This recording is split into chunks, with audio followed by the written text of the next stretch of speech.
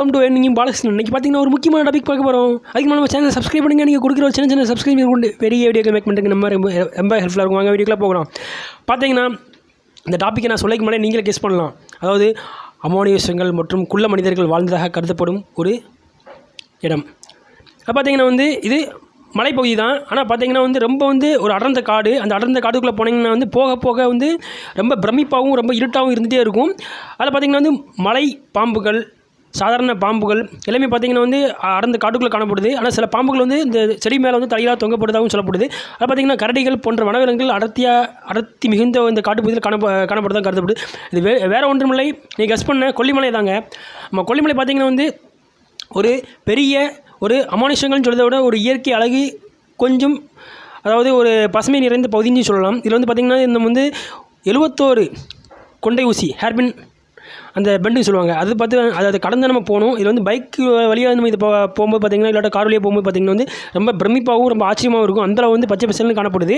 இதில் பார்த்திங்கன்னா நாமக்கலுக்கும் சேலத்துக்கும் இடைப்பகுதியில் உள்ள மலைப்பகுதி தான் இந்த கொல்லிமலை காணப்படுறதா கருதப்படுது. ஆனால் இந்த கொல்லிமலையில் பார்த்திங்கன்னா அந்த காலம், அதாவது ஒரு 1800 2000 ஆண்டுகளுக்கு முன்னால் பார்த்திங்கன்னா இதில் சங்கத்தமிழ் அந்த காலகட்டம்னு சொல்லுவாங்களா. ஸோ அதில் பார்த்திங்கன்னா வாழ்வில் ஓரி அப்படிங்கிற ஒரு அரசர் தான் இது ஆண்டதாக கருதப்படுது. இதில் அவர் பார்த்திங்கன்னா ரொம்ப திறமை மிக்கவருங்க. ஏன்னா இதில் பார்த்தீங்கன்னா அவருடைய திறமை அதிகமாக இதில் காணப்படுது. ஏன்னா இதில் பார்த்தீங்கன்னா அவர் ரொம்ப திறமைசாலியாக காணப்பட்டார். ஏன்னா பார்த்தீங்கன்னா அதில் அவர் நிறைய ஒரு சேலஞ்சான இதெல்லாம் கடந்து நல்ல ஒரு இதெல்லாம் செஞ்சுருக்காரு அந்த நம்ம கொல்லிமலைக்கு. ஆனால் கொல்லிமலை இந்தளவு சிறப்பாக காணப்படுறதுக்கு காரணம் அவர் தான் சொல்லலாம். ஏன்னா ஒரு சிவன் கோயில் ஒன்று இப்போ இருந்துகிட்டு இருக்குது. அதெல்லாம் பார்த்திங்கன்னா அந்த காலகட்டத்தில் அவர் கட்டினதாக கருதப்படுது. ஏன்னா இதுக்கு ராஜராஜ சோழன் இதுக்கு நிறைய செஞ்சுருக்காங்க அப்படின்னு சொல்லி கருதப்படுது. ஏன்னா வாழ்வில் ஓரி அப்படிங்கிற ஒரு பார்த்திங்கன்னா அள்ளி கொடுக்கையில் ரொம்ப ஒரு வள்ளல்னு சொல்லுவாங்களா. ஸோ அதில் அவரும் ஒருத்தர். அதில் பார்த்திங்கன்னா நிறைய தான தர்மங்கள் நிறைய செஞ்சுருக்காங்க, நிறைய அள்ளி கொடுத்துருக்காங்க. அதில் இந்த கோயில் எப்படி உருவாச்சுன்னா, சிவன் அதாவது காட்டு பகுதியில் அந்த ஏதோ தோண்டும் போது என்ன பண்ணியிருக்காங்கன்னா குடரை வச்சு வெட்டியிருக்காங்க. வெட்டும்போது பார்த்திங்கன்னா அடியில் தென்பட்டுருக்கு. வெட்டும்போது அந்த சிவன் மேலேயும் அந்த கல் மேலேயும் வெட்டுப்பட்டுருக்கு. அதை அப்படியே எடுத்துருக்காங்க. அப்படியே எடுத்து பிரதிஷ்டை பண்ணி ஒரு கோயிலாக கட்டியிருக்காங்க. ஆனால் இன்னமும் அந்த குடரை வச்சு வெட்டுப்பட்ட அந்த தழும்பு அந்த கல் மேலே அந்த சிவன் மேலே இருந்ததாக கருதப்படுது. ஸோ அந்த மாதிரி தான் இந்த இது கட்டி வாழ்வில் ஓரி இந்த கோயிலை கட்டினார் அப்படின்னு சொல்லுவாங்க. பார்த்திங்கன்னா ராஜராஜ சோழனும் இதுக்கு நிறைய பொருளுதவிகள் கொடுத்துருக்காரு. ஸோ இந்த மாதிரி நம்ம நிறைய பார்க்கப்படுது. ஏன்னா 1500 காலகட்டத்தில் பார்த்திங்கன்னா இந்த மலைப்பகுதியில் மக்கள் வாழ்ந்தாங்க. ஸோ அதில் இயற்கைகள் கொஞ்சம் இந்த பகுதியில் பார்த்திங்கன்னா அதாவது கொல்லிப்பாவை அப்படிங்கிற ஒரு அம்மன், அந்த 8 அம்மன் சொல்லுவாங்க இதுக்கு. ஸோ இதில் நம்மன் இந்த பகுதியில் இன்னும் இருந்துகிட்டு இருக்காங்க. ஏன்னா அவங்க தான் இந்த மலையை இந்த மலை மக்களையும் காப்பாற்றிட்டு இருக்காங்க. ஸோ அதை பேஸ் பண்ணி தான் இது கொல்லிமலை அப்படின்னு சொல்லி பேர் கருதப்படுது. ஏன்னா பார்த்திங்கன்னா இது ரொம்ப அமனுஷங்கள் இருந்தது அப்படின்னு சொல்லி ஒரு பயமுறுத்தி வச்சுருக்காங்க அப்படின்னு நம்ம சொல்லலாம். ஏன்னா சாதாரணமாக நம்ம இயற்கையாளர்கள் கொஞ்சம் பகுதியில் அதிகமாக இருக்குது தமிழ்நாட்டில். ஸோ அந்த இடங்கள் பாதுகாக்கப்படுது. ஒரு சில இடங்கள் விதிமீறி என்ன பண்ணுறாங்கன்னா சில ஆக்கிரமிப்புகள் செஞ்சுருந்தாங்க. ஏன்னா இங்கே அந்த மாதிரியான ஒரு பயத்தை ஏற்படுத்தினால இதை காக்கப்படும் அப்படிங்கிற என்னவும் தெரியல. ஸோ இது ஒரு இதாக பார்க்குறாங்க. ஏன்னா இது ஒரு நிறைய மர்மங்கள் நிறைஞ்சதாகவும் காணப்படுது. ஏன்னா இது சித்தர்கள் வாழ்ந்ததாகவும் வாழ்ந்துட்டு வருவதாகவும் கருதப்படுது. ஏன்னா நைட் 12 மணிக்கு மேலே பார்த்திங்கன்னா யாரும் இங்கே போக மாட்டாங்க. சித்தர்கள் வளம் வராங்க அப்படின்னு சொல்லலாம். ஏன்னா இது 18 சித்தர்கள் இங்கே வாழ்ந்தா கருதப்படுது. இதில் பார்த்திங்கன்னா ஃபஸ்ட்டு பார்த்திங்கன்னா கோரக்கர் அப்படிங்கிற ஒரு சித்தர் தான் முதல்ல வாழ்ந்தா கருதப்படுது. இவர் பார்த்திங்கன்னா ஒரு 1500 ஆண்டுகளுக்கு முன்னதாக வாழ்ந்தா கருதப்படுது. ஏன்னா இவர் தான் சித்தருக்கு முதன்மையான சித்தர். அதுவும் பார்த்திங்கன்னா இவர் ஃபியூச்சரில் நடக்கிறது ப்ரெடிக்ட் பண்ணி சொல்லக்கூடியவர். ஸோ அதனாலவே இவர் முதல்ல வாழ்ந்து இந்த இடத்துல இப்படி தான் இருக்கும் அப்படின்னு கணிச்சு நிறைய செஞ்சதாக கருதப்படுது. ஸோ வாழ்வில் ஓரி அப்படிங்கிற ஒரு இங்கே இருந்ததாக கருதப்படுது. ஸோ இதை இதோடைய முதன்மை. இதை இந்த சங்க தமிழில் முதல்ல சொன்ன அந்த கொல்லிமலையை பற்றி உள்ள ரகசியங்களில் ஒன்று. ஆனால் இதில் பார்த்திங்கன்னா மலை மக்கள் எப்படி இருக்காங்கன்னா ரொம்ப அன்பான கைண்டாக சூப்பராக இருக்காங்க. ஏன்னா அவங்க என்ன இலவங்கம் அப்புறம் இந்த ஏலக்காய் அந்த மாதிரிலாம் இதெல்லாம் ஜாதிக்காயில் அவங்க பயிரிடுறாங்க. ஸோ அதை அவங்க இது பண்ணுறாங்க. அதெல்லாம் பார்த்திங்கன்னா இதெல்லாம் பண்ணுறாங்க. ஸோ அவங்களுக்கு அது இது கிடைக்கிது. இங்கே மலை தேன் கிடைக்கிது. மலை தேன் ரொம்ப ஃபேமஸ்ஸு. ஸோ இது மூலம் நிறைய எப்படின்னா நோய்கள் வந்து குணமாகுது அப்படின்னு சொல்லுறது கருதப்படுது.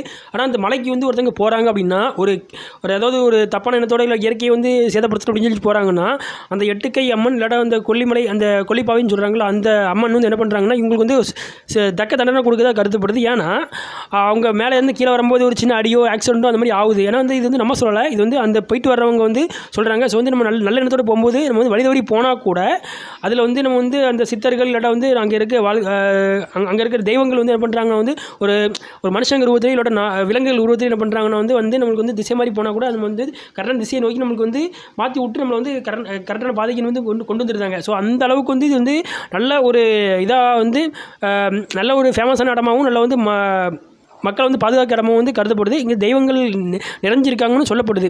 இப்போ பார்த்தீங்கன்னா இது வந்து சித்தர்கள் வாழ்ந்ததாக சொல்லப்படுது. பகுதியை பார்த்தீங்கன்னா இங்கே பார்த்தீங்கன்னு வச்சுக்கோங்களேன், இந்த நிறைய குகைகள் இருக்குது. இந்த குகைகளில் பார்த்தீங்கன்னா நிறைய பெட்ஸ்லாம் வந்து அதாவது அந்த அந்தளவு ஃபார்மில் வந்து கல்லுங்கள்லாம் வந்து இருக்குது. இதில் வந்து பார்த்தீங்கன்னா நைட்டு போல் ஆட்கள் இருக்குதாகவும் கருதப்படுது. ஏன்னா வந்து அந்தளவு வந்து நமக்கு இங்கே இருக்கக்கூடிய பகுதிகளெலாம் பார்க்க முடியுது. அதெல்லாம் பார்த்திங்கன்னா வந்து இங்கே வந்து ஆறுகள் வந்து நிறைய ஓடுது, 5 ஆறுகள் ஓடுதாக கருதப்படுது. ஒரு ஆறு 2 ஆறு ஓடினாலே நம்ம ஊர் எவ்வளோ செழிப்பாக இருக்குது. ஸோ அதையே வந்து சில பகுதிகள் வந்து என்ன பண்ணுறாங்கன்னா வந்து நிறைய ஃபேக்ட்ரி அந்த மாதிரி போட்டு தண்ணியாக இது பண்ணி அனுப்பிச்சி விட்ருந்தாங்க. ஆனால் இது வந்து 5 ஆறுகள் ஓடுது. அப்போ எவ்வளோ செழிப்பாக இருக்கும், ஒரு நல்ல செழிப்பாக இருக்குது இந்த இடம். ஆனால் வந்து இன்றவும் வந்து அது வந்து அந்த செழிப்பு வந்து காக்கப்படுது. ஏன்னா மக்கள் வந்து என்ன பண்ணுறாங்கன்னா வந்து இந்த செழிப்பையும் இந்த பார்த்திங்கன்னா நிறைய நிகழ்ச்சிகள் நடந்துகிட்டே இருக்குது, நிறைய வந்து ஒரு அமானுஷங்கள் போயிட்டே இருக்குது. ஸோ இந்த மாதிரியான நம்ம வந்து இயற்கை வளங்களை சார்ந்து பார்த்துட்டே இருக்க முடியுது. ஆனால் சித்தர்கள் வந்து வாழ்ந்தா கருதப்படுது. சித்தர்கள் வந்து எப்படின்னா வந்து இங்கே வந்து இரவு பகலில் வந்து என்ன பண்ணுறாங்கன்னா வராங்க, அப்புறம் திரும்ப வந்து வேனிஷ் ஆகுது. ஸோ அந்த மாதிரியான காட்சிகள் வந்து இரவு நேரத்தில் நடக்குது. இதில் வந்து பார்த்திங்கன்னா வந்து 12 மணிக்கு மேலே வந்து நைட்டு போல் யாரும் வெளியே வர மாட்டாங்க. காரணம் வந்து இதுக்கு தான் அந்த குகைகள் வந்து சித்தர் தங்கிட்டு போகிறத வந்து நிறைய வந்து நிகழ்ச்சிகள் வந்து இந்த மக்கள் சொல்கிறாங்க. ஸோ இந்த மாதிரியான பார்த்திங்கன்னா நம்ம வந்து கொல்லிமலைகளை பற்றி நிறைய நிகழ்ச்சிகள் பார்க்க முடியுது. ஆனால் இருந்தாலும் வந்து கொல்லிமலைகள் வந்து இன்றைய காலகட்டத்தில் பார்த்திங்கன்னா வந்து இன்னும் வந்து இந்த நிகழ்ச்சிகள் தொடர்ந்துட்டு தான் இருக்குது. இதில் நிறைய வந்து சுசிக்க சொல்லணும்னு பார்த்திங்கன்னா கொல்லிமலை வந்து கிட்டத்தட்ட வந்து ஒரு 1800 மீட்டர் உயரமுடையது. இது பார்த்திங்கன்னா வந்து 280 சதுர கிலோமீட்டர் வந்து சுற்றக்கூடியது. ஸோ இது பார்த்திங்கன்னா இதில் வந்து அந்த இயற்கை வளங்கள் நிறைஞ்சு காணப்படுது, 5 ஆறுகள் ஓடுது. ஸோ இந்த மாதிரியாக வந்து கொல்லிமலைகளை பற்றி சிறப்புகள் நிறைய இருந்துகிட்டு இருந்தாலுமே இன்னும் வந்து கொல்லிமலைகளில் சில இடங்கள் சில விஷயங்கள் வந்து மர்மமாக தான் இருந்துகிட்டு இருக்குது. இது வந்து இயற்கை வளங்கள் காக்கிறதுக்கும் ஒன்று பயன்படுது அப்படின்னு சொல்லி சொல்கிறதுனா அது வந்து மிக இல்லை. நீங்கள் வந்து கொல்லிமலைக்கு போயிருக்கீங்களா அப்படிங்கிற கமெண்ட் பாக்ஸில் கமெண்ட் பண்ணுங்கள். கொல்லிமலைக்கு போயிருந்தீங்கன்னா உங்களுடைய எக்ஸ்பீரியன்ஸ் கமெண்ட் பாக்ஸில் கமெண்ட் பண்ணுங்கள். அது மாதிரி கொல்லிமலைக்கு போகணுன்னா எதுக்கு போகணும்னு நினைக்கிறீங்க கமெண்ட் பாக்ஸில் கமெண்ட் பண்ணுங்கள். இந்த மாதிரியான ஒரு இன்ட்ரெஸ்டிங்கான மற்றொரு வீடியோவில் இதே போன்று உங்களை சந்திக்கும் வரை உங்களிடம் வீடியோ பெறுவது உங்கள் நண்பன் வேலுங்க பாலசன். தேங்க்யூ. Hats of.